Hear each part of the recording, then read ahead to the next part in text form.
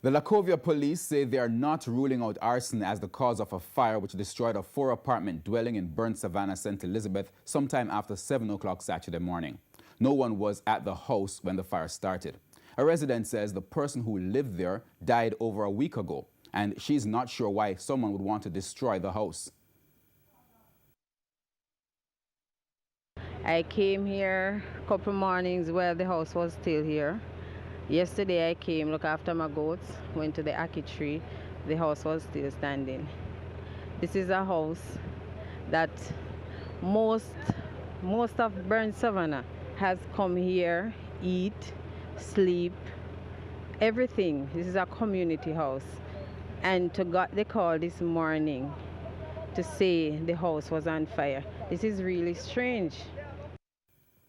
Damage is estimated at $4 million.